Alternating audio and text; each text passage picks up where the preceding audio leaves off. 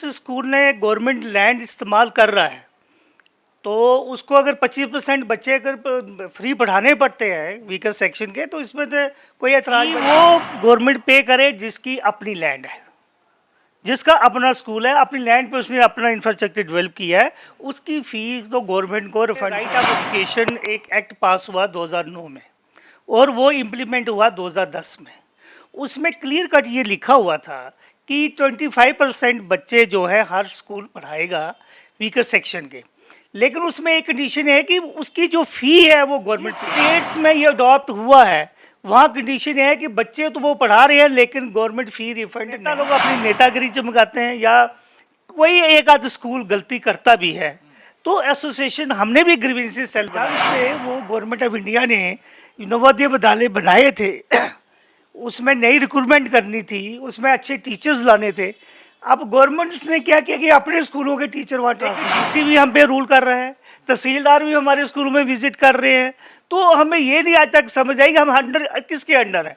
नमस्कार, view studio में आपका स्वागत है। स्कूल एजुकेशन डिपार्टमेंट ने एक नोटिस निकाला है जिसमें सभी प्राइवेट स्कूल, खास करके वो प्राइवेट स्कूल जो स्टेट लैंड पर फंक्शनिंग कर रहे हैं, उनको ये डायरेक्शंस दी हैं कि वो अपने स्कूल में अब 25% बच्चे हैं वो वीकर सेक्शन से उनको एडमिशन्स देंगे और ये बच्चे हैं उनके स्कूल के आसपास के एरिया के होने चाहिए। उसको लेकर जो है अब आगे कवायद शुरू हुई है। डायरेक्टर स्कूल एजुकेशन कश्मीर ने भी इसको लेकर आगे सर्कुलर भी जारी किए हैं और सीईओज को भी कहा है कि वो उनको जल्द से जल्द ऐसी लिस्ट प्रोवाइड करे कि जो वो प्राइवेट स्कूल जो स्टेट लैंड पर वर्क फंक्शनिंग कर रहे हैं। इन्हीं सब पर चर्चा करने के लिए इस समय हमारे साथ प्राइवेट स्कूल एसोसिएशन के प्रेसिडेंट कमल गुप्ता जी हैं। इनसे खुद पूछते हैं कि सरकार के इस ऑर्डर को आप किस तरह से देखते हैं। देखिए, ये ऑर्डर का इसमें कोई कमी नहीं है, ऑर्डर अच्छा है, वेलकम करते हैं, क्योंकि जिस स्कूल ने गवर्नमेंट लैंड इस्तेमाल कर रहा है तो उसको अगर 25% बच्चे अगर फ्री पढ़ाने पड़ते हैं वीकर सेक्शन के, तो इसमें तो कोई एतराज़ वाली बात नहीं है। लेकिन ये जो ऑर्डर निकला है ये अभी क्लियर कट, इसमें कोई डायरेक्शन नहीं है, क्योंकि ज़मीन जो स्कूल आज से 25 साल से गवर्नमेंट के लैंड पे चल रहा है, अभी सर्वे हुआ है जिससे ये पता चला कि ये कुछ स्कूल गवर्नमेंट लैंड पे चल रहे हैं, कोई 10 साल से चल रहा है, कोई 12 साल से चल रहा है। बच्चे तो वो पढ़ाएगा फ्री, इसमें कोई शक नहीं है, लेकिन उस लैंड की पोजीशन क्या होगी? क्या गवर्नमेंट उसको लैंड लीगली उसको देगी, लीज पे देगी?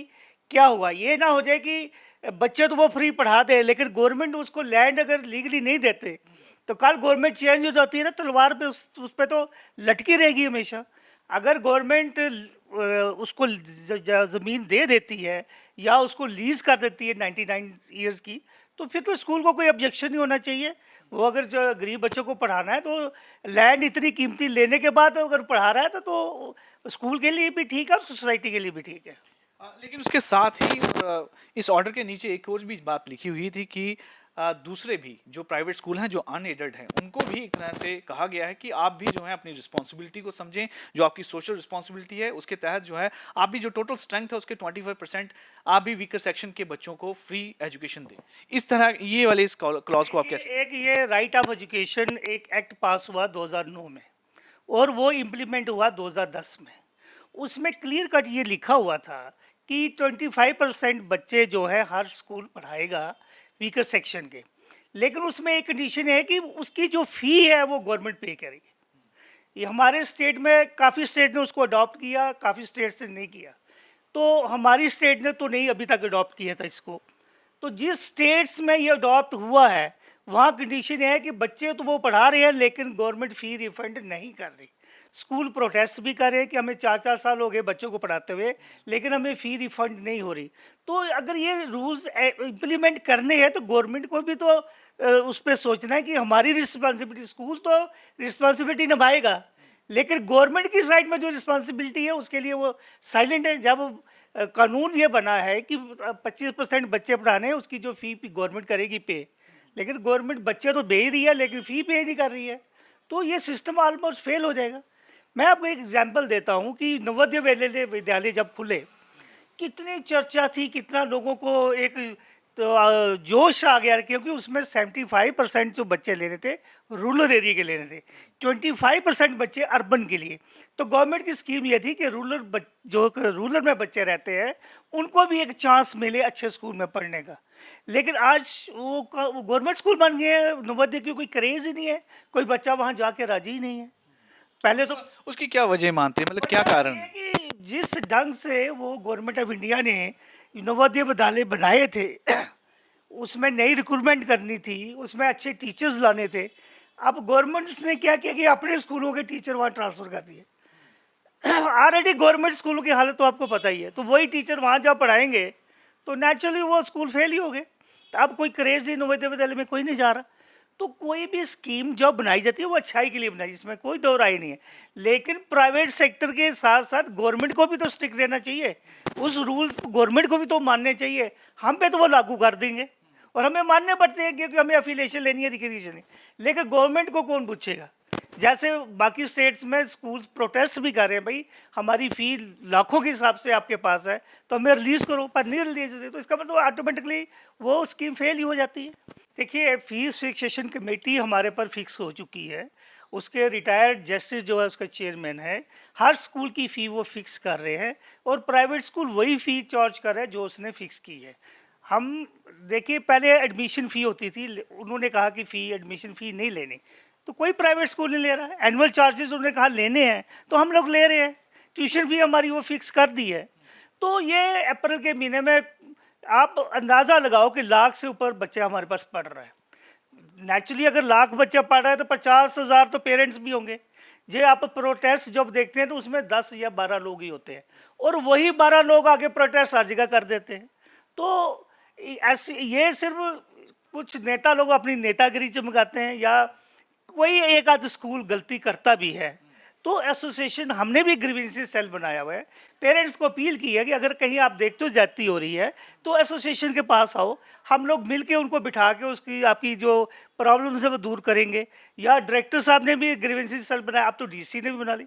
हमारे प्राइवेट स्कूल की तो वो हालत है कि हम डायरेक्ट एजुकेशन डिपार्टमेंट के अंडर होने चाहिए, लेकिन डीसी भी हम पे रूल कर रहा है, तहसीलदार भी हमारे स्कूलों में विजिट कर रहे हैं। तो हमें ये नहीं आज तक समझ आई कि हम अंडर किसके अंडर हैं। तो ये अप्रैल के महीने में तो ये बातें चलती हैं, लेकिन पेरेंट्स जब बच्चा दाखिल कराने जाता है उसके दिमाग में तो बात होती है कि इस बड़े स्कूल में मैं दाखिल करा लूँ, तो नेचुरली उसके चार्जेस हैं, हर साल उसके चार्जेस थोड़े बहुत जब बढ़ते हैं तो पेरेंट्स फिर परेशान हो जाते हैं। तो एक तो सिफारिशें करवा के वहाँ एडमिशन ली जाती है कि एडमिशन जब बंद होती हैं, लेकिन जब फ़ी की बात आती है तो पेरेंट्स फिर परेशान होते हैं कुछ पेरेंट्स। लेकिन जिस फी की अब बात कर रहे हैं, आपने कहा है कि ये फी फिक्सेशन जो कमेटी होती है वो डिसाइड करती है। अगर हर साल उसमें कोई बढ़ोतरी अगर होती है तो वो फी जो कमेटी करती है वो, या ऐसे वो लोग हैं जो इससे ज़्यादा एक्स्ट्रा चार्ज करने की कोशिश करते हैं? देखिए, मैक्सिमम जो स्कूल है, मेजॉरिटी स्कूल जो है फीस फिक्सेशन कमेटी की इंस्ट्रक्शन से काम करते हैं। मैं ये नहीं कहता कि 100% ही ठीक है, कोई एक आध स्कूल बीच में गलती करता है तो उसको डिपार्टमेंट भी पूछता है और हम अपने लेवल पे भी उनसे बात करते हैं, भाई ऐसा आप मत करो, क्योंकि पेरेंट्स हम भी सोसाइटी में रहते हैं, हमारे ही बच्चे हैं। हमारे पास जो बच्चे, जम्मू एक छोटी सिटी है, अब सोशल हमारे भी रिलेशंस हैं, कोई रिश्तेदार हैं, तो हम भी उनको समझाते हैं भाई ऐसी बात मत करो जिससे प्राइवेट स्कूल में। अब प्रॉब्लम ये आती है कि गलती एक करता है, उस स्कूल का नाम नहीं आता, सभी प्राइवेट स्कूल लूट रहे हैं जी, सभी प्राइवेट स्कूल ऐसे कर रहे हैं, तो ये एक गलत बात है। लेकिन जिस तरह से मैं ऑर्डर की वापस उसी टॉपिक पर आना चाहूँगा कि जो 25% की उन्होंने बात की है कि टोटल स्ट्रेंथ का 25% जो वीकर सेक्शन के बच्चे उन्हें पढ़ाया जाए, क्या आपको लग रहा है कि ये वायबल हो सकता है और किस तरह से इसको इम्प्लीमेंट किया जा सकता है? देखिए, ये तो बात अभी तो ऑर्डर पूरी तरह निकला नहीं है। जब एक ऑर्डर के बाद दूसरा भी आएगा, क्या कंडीशन होगी। जैसे चर्चा ये है कि फर्स्ट के नीचे बच्चे लेने हैं 25%। जब फर्स्ट के नीचे लेंगे तो फिर तो स्कूल को इतनी प्रॉब्लम नहीं कि बड़ी क्लासेस में वही फर्स्ट वाले बच्चे ऊपर जाएंगे तो उसको बड़ा टाइम लगेगा। तो इतनी देर में स्कूल तैयार हो जाता है, मेंटली भी तैयार हो जाता है, फाइनेंशियली भी तैयार हो जाता है। तो इसमें कोई जब पूरा ऑर्डर आएगा फिर उसको देखेंगे क्या कमी है, अथॉरिटी के साथ बैठ के उस पर बातचीत कर लेंगे, भाई ये इसमें ज़्यादा नुकसान हो जाएगा, थोड़ा सा इसको ठीक ढंग से बात करो जिससे कि स्कूल को भी नुकसान ना हो और रेगुलर वो बच्चे गरीब तबके के पढ़ सके। ये ना हो कि 3 साल के बाद गवर्नमेंट भी हाथ खड़े कर दे और स्कूल भी हाथ खड़ा कर दे तो बच्चे खराब हो जाए।